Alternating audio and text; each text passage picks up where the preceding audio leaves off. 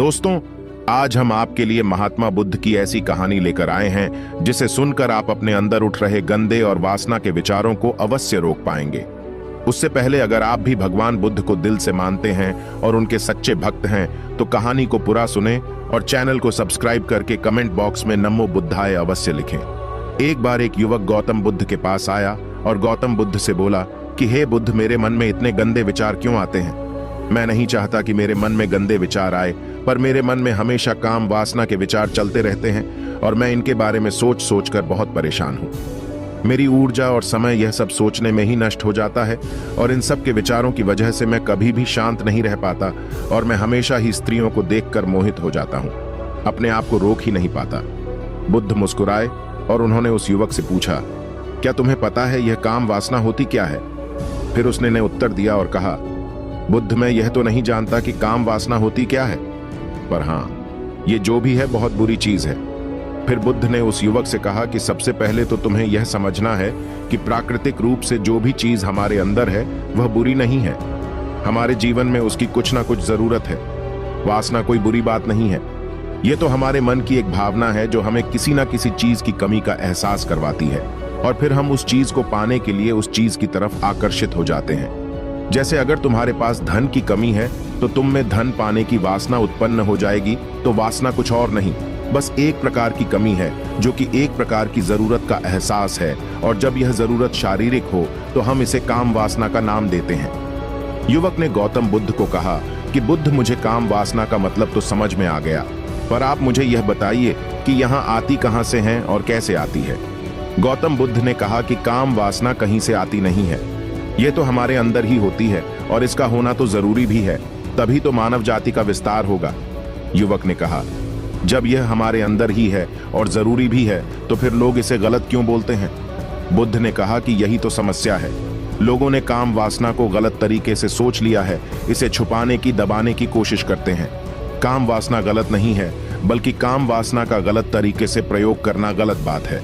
लोग जिससे प्रेम करते हैं बस उसी के लिए जीने लग जाते हैं, उसे पाना ही अपना मार्ग बना लेते हैं और उसी के बारे में हमेशा सोचते रहते हैं, पर यह सब गलत है।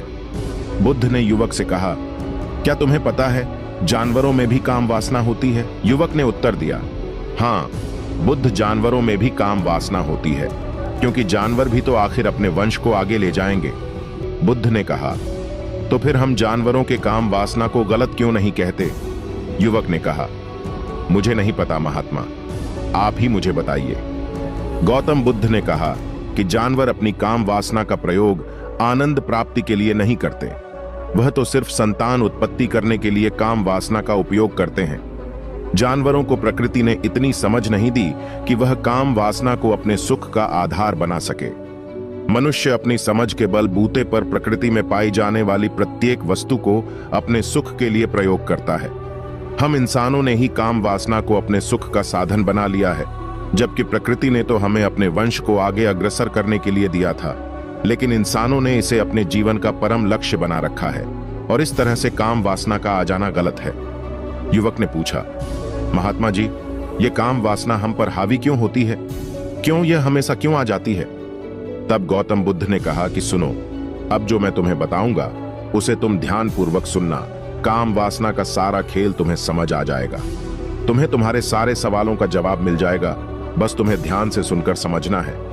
एक बार की बात है, एक आश्रम में गुरु और उनके शिष्य रहा करते थे, जो रोजाना आश्रम के बाहर स्थित गांव में भिक्षा लेने के लिए जाते थे। उस आश्रम का एक शिष्य जिस गांव में भिक्षा लेने जाता था, उस रास्ते में एक नदी मिलती थी। एक दिन उसने देखा कि एक युवक वृक्ष के पीछे छिपा है। वह उस युवक के पास गया और उससे जाकर बोला, भाई, तुम इस वृक्ष के पीछे छिपकर क्या देख रहे हो? युवक ने कहा, अरे तुझे नहीं दिख रहा क्या कि मैं क्या देख रहा हूं? तब शिष्य ने नदी की तरफ देखा तो वहां पर कुछ युवतियां पानी भर रही थीं। तब उसने उस युवक से कहा, अरे भाई, वहां पर तो युवतियां पानी भर रही हैं, इसमें छिपकर देखने वाली क्या बात है? तब वो युवक शिष्य की तरफ देखकर उससे कहता है, अरे पागल, तुम्हें दिखाई नहीं दे रहा क्या कि कैसे यह परियां नदी से पानी निकाल रही है? जरा उनकी अदाओं को तो देखो, उनके कोमल शरीर को देखो, उनकी पतली कमर मटके को उठाते समय बाल खाती है और उनके बाल उनकी कमर पर कैसे लहरा रहे हैं, मानो सुंदरता बिखर रही हो। शिष्य ने फिर नदी की तरफ देखा और इस बार वह इसे देखता ही चला गया।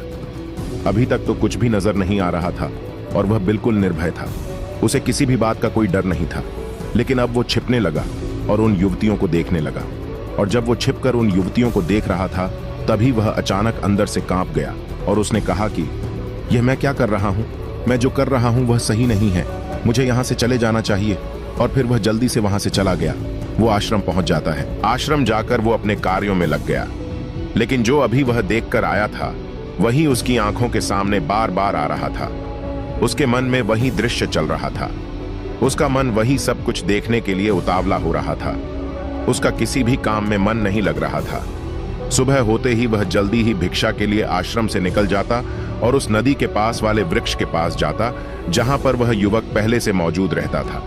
उसके साथ मिलकर युवतियों को छुप छुप कर देखता था।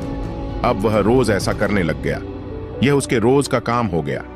अब उस शिष्य का मन किसी भी काम में नहीं लगता था। वो हमेशा ही किसी न किसी प्रकार के विचार में उलझा रहता। वो आश्रम के कार्यों को भी ठीक तरीके से नहीं कर रहा था। ना वो ठीक से सो पाता था, ना वो ठीक से खाना खा पाता था। उसका मन बेचैन सा रहता था।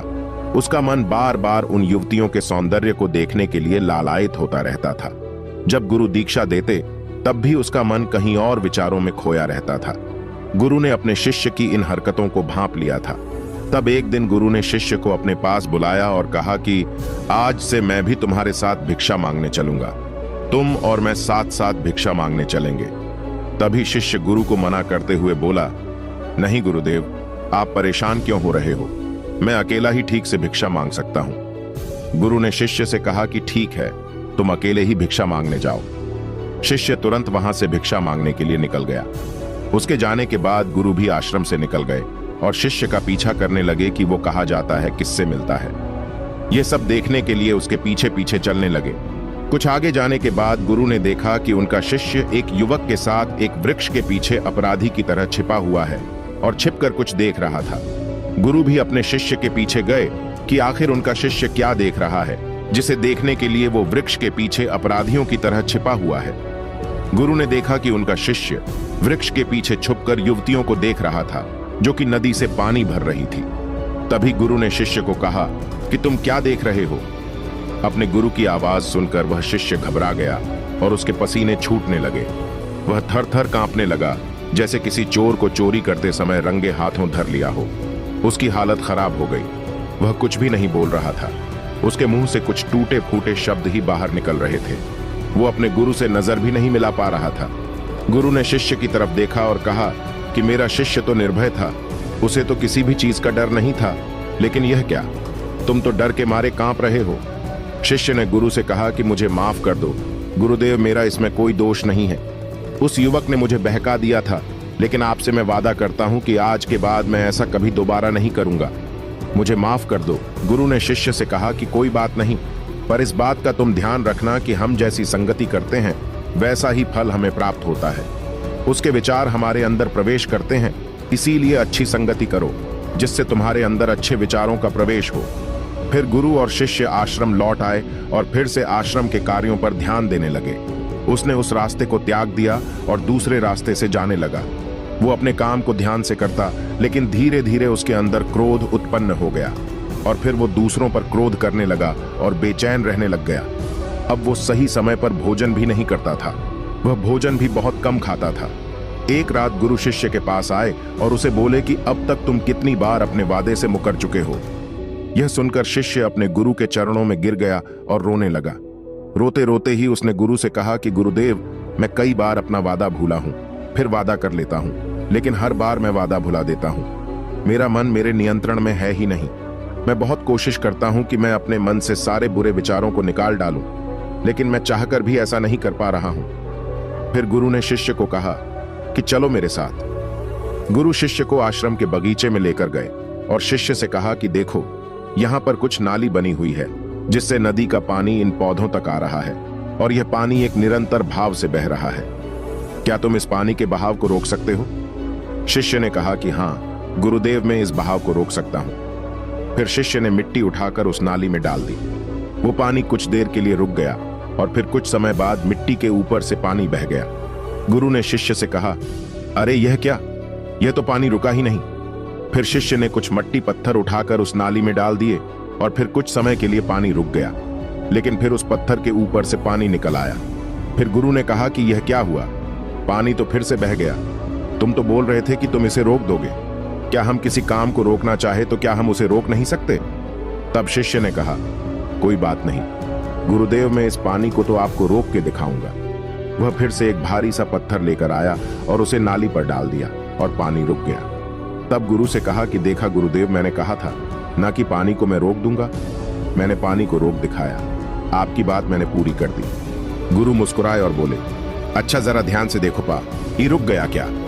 वो तो पीछे की नाली से बाहर आ गया और अगल बगल से बह रहा है। और ध्यान से देखो, इस पत्थर के आगे भी आ गया और यह पानी अपना रास्ता बदलकर फिर से आगे की तरफ बह जाएगा। और फिर कुछ देर बाद ऐसा ही हुआ। फिर गुरु ने शिष्य को समझाया कि तुम्हारे साथ भी तो ऐसा ही चल रहा है। तुम बार बार प्रयास कर रहे हो, पर हर बार तुम्हारा प्रयास टूट रहा है और यह हमेशा टूटता ही रहेगा। तुम कितना भी मिट्टी पत्थर रख लो, लेकिन पानी तो अपना रास्ता बना ही लेगा। यह सब देखकर शिष्य ने गुरु से कहा कि हे गुरुदेव, क्या कोई तरीका नहीं है जिससे मैं गंदे विचारों से बाहर निकल सकूं और यह मेरे मन में आए ही नहीं? गुरु शिष्य को एक नदी के पास ले गए जहां से उस बगीचे में पानी आ रहा था। गुरु ने शिष्य से कहा, वो पानी इसी नदी से जा रहा है। अगर हम यहीं से उस रास्ते को बंद कर दें जहां से पानी बगीचे में जा रहा है, अब क्या हम पानी को रोक नहीं सकते? शिष्य ने कहा कि हाँ गुरुदेव, अवश्य ऐसा हो सकता है। मैं इस पानी को यहीं से बंद कर देता हूं, तब आगे की नाली में पानी जाएगा ही नहीं और फिर बगीचे में पानी जाएगा ही नहीं। फिर शिष्य ने नदी से जाने वाले रास्ते को बहुत मेहनत करके पत्थर और मिट्टी डाल डालकर बंद कर दिया और गुरु से कहा कि गुरुदेव, मैंने पानी को बंद कर दिया है, अब यह पानी बगीचे में जाएगा ही नहीं। तब गुरु ने कहा कि अगर पानी बगीचे में नहीं जाएगा तो पौधों को पानी कहां से मिलेगा? उन पौधों को तो पानी की आवश्यकता है और उन पौधों में कुछ पौधे तो ऐसे हैं जिनको रोज पानी की आवश्यकता है। वह तो मुरझाकर मर ही जाएंगे, उनका क्या होगा? पानी तो हमें खोलना ही होगा। शिष्य ने गुरु की बात सुनकर वापस नदी से जाने वाले पानी का रास्ता खोल दिया। तब गुरु ने शिष्य से पूछा कि अगर हम इस नदी के पूरे पानी को बगीचे की तरफ कर दे तो क्या होगा? तब शिष्य ने जवाब दिया कि गुरुदेव, वहां पर जितने भी पौधे हैं वो गलकर नष्ट हो जाएंगे, वहां पर कुछ नहीं बचेगा। फिर गुरु मुस्कुराए और बोले, तुम इस बात को समझो कि हमें किसी भी चीज को रोकना नहीं है, बस हमें हमेशा संतुलन बनाए रखना है। कम पानी से भी पौधे नष्ट होते हैं और ज्यादा पानी से भी पौधे नष्ट होते हैं। हमारा जीवन संतुलन से ही चलता है। गुरु ने शिष्य से कहा कि अगर मैं तुम्हें कहूं कि तुम आम के बारे में मत सोचो तो तुम्हारे मन में सबसे पहले किसका चित्र आएगा?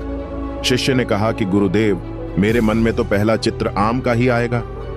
गुरु ने कहा कि जब हम गंदे विचारों को जबरदस्ती रोकने का प्रयास करते हैं तो वह और मजबूती के साथ हमारे अंदर प्रवेश करते हैं, हमारे अंदर उठते हैं। इसीलिए हमें उन्हें कभी भी दबाने की कोशिश नहीं करनी चाहिए। फिर गुरु ने शिष्य को समझाते हुए कहा कि हमारे गंदे विचार बुरे लोगों की संगति करने की वजह से भी आते हैं। कई बार क्या होता है कि कामुकता हमारे अंदर होती नहीं है, लेकिन कुछ अश्लील लोगों के साथ रहने की वजह से ये हमारे अंदर हावी हो जाती है। फिर शिष्य ने कहा कि गुरुदेव, आप सही कह रहे हैं, मैं अपने मार्ग से भटक गया था। फिर वह शिष्य उस रात बहुत ही चैन की नींद सोया। सुबह अपने कार्यों को पूरे मन से किया और फिर सुबह वो भिक्षा लेने के लिए उसी रास्ते से गया जहां वह युवक आज भी वृक्ष के पीछे छुपकर उन युवतियों को देख रहा था। वह शिष्य नदी पर गया जहां वह युवतियां पानी भर रही थीं। उसने उनसे पानी मांगा।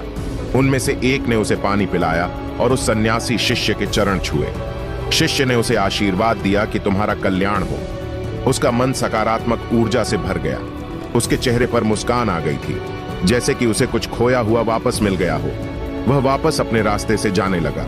तभी पीछे से वह युवक आ गया जो वृक्ष के पीछे छुपा हुआ था। वह शिष्य के पास आया और बोला कि क्या बात है, आज तो तुमने नजदीक से दर्शन कर लिए, तुम तो मुझसे भी आगे निकले।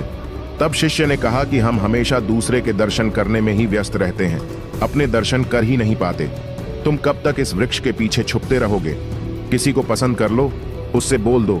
अगर वो भी तुम्हें पसंद करती है तो शादी कर लो और उससे पहले तुम कुछ बन जाओ, अपने आप को पहचान लो। ऐसे अपना समय बर्बाद मत करो।